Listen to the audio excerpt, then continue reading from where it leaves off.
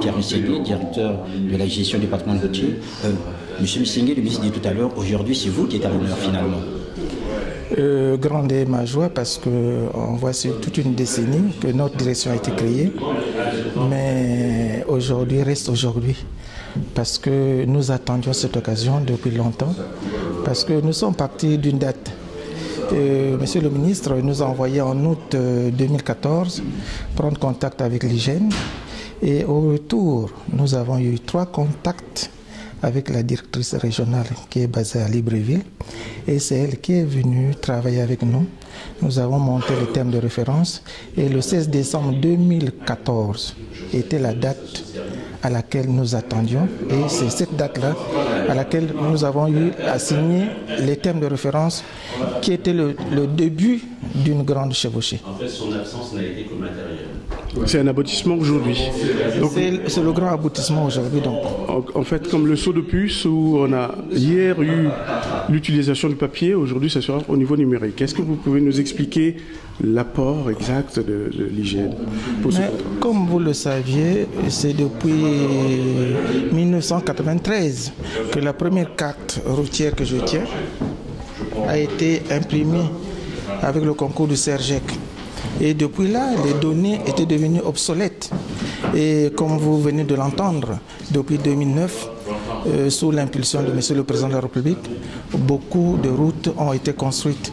Et le linéaire d'hier qui existe sur ces cartes ne correspondait pas bien. Et donc, il a fallu la grande décision de Monsieur le ministre Emile Ouesso pour arriver à cette grande décision. Et notre partenaire d'aujourd'hui, qui est l'hygiène, est mieux placé pour nous apporter cette technologie et cette expertise. Oui, juste avant de continuer, vous parlez de beaucoup de routes. Est-ce que vous pouvez chiffrer exactement le kilométrage actuel? Mais vous venez du déploiement du Congo. Vous venez de l'entendre avant que M. Emile Ouesso, ministre de l'équipement de la République, arrive aux affaires. Il y avait à peine près de 1200 km de routes bitumées. Aujourd'hui, nous sommes à 3000 km. Les routes aménagées étaient à moins de 3000. Aujourd'hui, nous sommes à 8000 routes aménagées et latérité. Et donc, le linéaire d'hier ne correspond plus à celui d'aujourd'hui. Et donc, il a fallu une grande décision pour arriver à matérialiser cela sur une nouvelle carte. Et donc, le protocole d'accord que nous venons de signer aujourd'hui reprend quoi? Au demeurant, il y a une étude de faisabilité de la mise en route de la base de données routières. Ensuite, en relation avec notre direction, nous allons constituer un référentiel routier. La troisième composante sera la mise en place. Donc, une fois nous avons toutes les données routières, la troisième composante sera la mise en place de cette base de données routières opérationnelle pour permettre à notre ministère de bien programmer ce qu'il a programmé comme travaux d'entretien routier. Parce que toutes les routes qui sont en train d'être construites, c'est bien de les construire, mais l'entretien doit suivre le lendemain. Et donc, en fonction de la base de données routières, nous aurons une programmation annuelle et pluriannuelle de l'entretien routier. Alors, concrètement, Pierre Missingé, pour les Congolais, que doivent-ils attendre de ce protocole d'accord? De ce protocole d'accord, il y a beaucoup à attendre.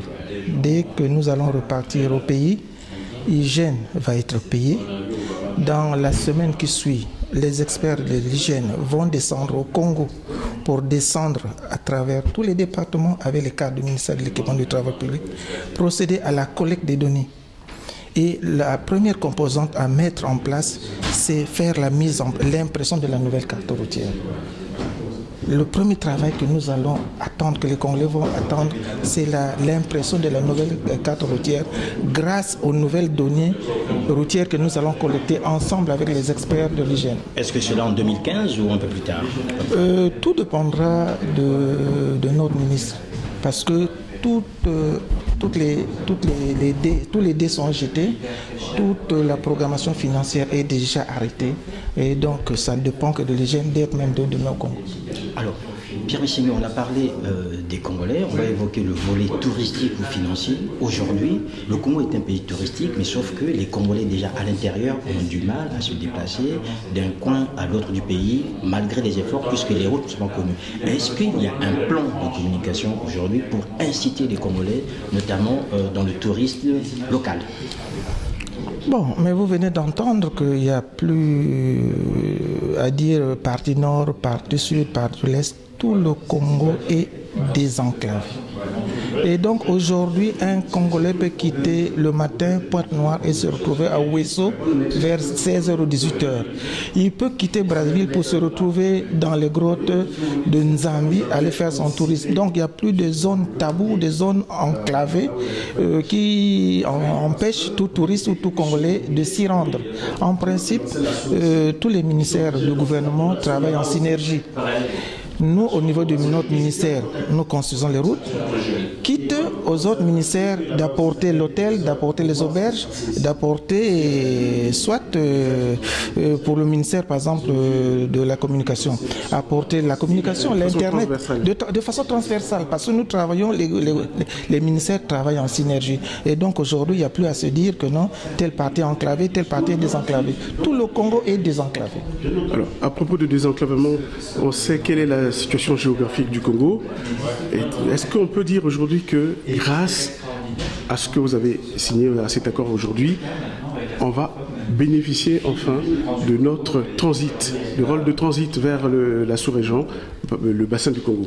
Mais vous venez d'entendre que depuis 2009, grâce à l'impulsion de M. le Président de la République, son Excellence Denis Sassou Nguesso, des grandes routes sont construites et aujourd'hui, toutes les préfectures et leurs sous-préfectures sont reliées à Brazzaville.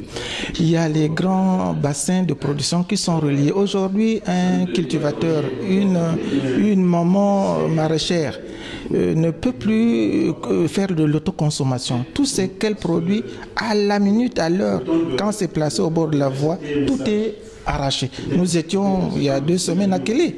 Hier, quand vous arrivez à Kélé, vous pouvez trouver du gibier, de beaucoup de choses. Mais aujourd'hui, avec la route, l'océan du Nord arrive jusqu'à Kélé. Vous dormez même affamé à Kélé parce que tous les produits sont enlevés à la minute qu'ils sont placés au bord de la voie. Donc aujourd'hui, la route amène le développement, mais la route amène aussi la famine. Parce que si on ne produit pas beaucoup, c'est difficile. Mais vraiment, le Congo, en 2015, n'est plus le Congo de 1960 grâce à la route, grâce à la politique de désenclavement prônée par le président de la République. Pierre Missingé, vous êtes le patron du patrimoine routier congolais. Nous avons évoqué avec vous ce qui concerne aujourd'hui les grands axes routiers. On voit très bien que le pays avance. On va revenir avec vous dans les cadres urbains. On constate quand même depuis quelques temps que le patrimoine routier congolais dans les grandes villes est quasiment pas entretenu et parfois en état de délabrement. Est-ce qu'aujourd'hui il y a une stratégie par rapport à ça? On voit des routes neuves qui sont construites mais qui, 1 année ou 2 années après, tombent quasiment en ruine. Bon, vous devrez d'abord le savoir que notre ministère s'occupe de grandes routes en dehors des voiries urbaines. Les voiries urbaines sont du domaine des mairies. Et donc, quand elles sont construites, en principe, c'est quand elles sont construites qu'elles sont rétrocédées à notre ministère comme gérant du patrimoine routier. Parce que toutes ces routes, une fois construites, reviennent au ministère de l'équipement des travaux publics. Maintenant, en ce qui concerne l'entretien, vous savez vous-même que nous avons par exemple 2 ministères qui s'occupent des routes, le ministère des grands travaux et le ministère de l'équipement des travaux publics. Tous les travaux dépassant 1 milliard sont du domaine des grands travaux et nous, ministère de l'équipement des travaux publics, nous nous occupons que des travaux évalués à moins d'1 milliard. En ce qui concerne l'entretien, une fois toutes les routes sont construites, elles reviennent au ministère de l'équipement de l'entretien, le ministère de l'équipement et des travaux publics pour leur entretien. Mais vous savez vous-même, comme le ministre venait de le dire, une route, elle peut être bien construite, mais si le lendemain elle n'est pas entretenue, que ce soit la route aménagée qui est en latérite, une route à latérité En principe, après 2 ou 3 pluies, s'il n'y a pas une politique, par exemple, des barrières de pluie, une fois les camions passés sous la pluie, vous ne pouvez plus reconnaître que cette route a été latérité. Et donc, le ministre de l'équipement et de travaux publics est en train de bâtir une politique d'entretien visant à maintenir en bon état, que ce soit les routes rurales, que ce soit les routes qui sont en pleine ville en relation avec les voiries urbaines, avec les mairies qui s'occupent des voiries urbaines. Je vous en prie. Merci. Maintenant, c'est le volet formation que vous n'avez pas parlé. Mais on arrive. Oui. Voilà. Tu prends je prends. Je voulais formations. Voilà. Pierre Missingué, on a parlé des grands axes routiers. Vous nous avez expliqué exactement les compétences que vous avez de vôtres par rapport aux routes urbaines. On arrive à un volet qui est très important, la formation. Il faut dire qu'aujourd'hui, cette convention donne au Congo des nouvelles possibilités. Est-ce que vous avez un plan de formation pour vos cadres afin de mieux acquérir en fait ces différentes technologies, ces données qu'il faut mettre à disposition et qu'il faut en faire en sorte que le Congo puisse avancer? Je vous ai rappelé que ce protocole d'accord comprend plusieurs composantes, dont, in fine, le transfert de technologies et de compétences. Et donc, il y a le volet formation du personnel. Pour votre rappel, notre direction de la gestion du patrimoine routier comprend 3 services. Et donc, parmi ces 3 services, nous avons déjà 13 agents, et parmi lesquels nous avons des ingénieurs, nous avons des administrateurs. Mais il faille que pour être au diapason de la technologie, de l'hygiène, il faille que le volet formation soit mis en exergue. Et donc, nous attendons l'hygiène, la formation sur place et la formation ici en France. Et je crois que M. le ministre y tient beaucoup dans cette politique. Je vous remercie. Merci beaucoup. Je vous remercie. Merci beaucoup. Merci. On a tout ça. Non, vous pouvez dire pour lui, comme ça il va l'avoir. Vas-y. Votre nom, prénom, titre, comme ça il va l'avoir. Je me nomme Pierre Missingué, directeur de la gestion du patrimoine routier au ministère de l'équipement et des travaux publics. Merci. Merci beaucoup.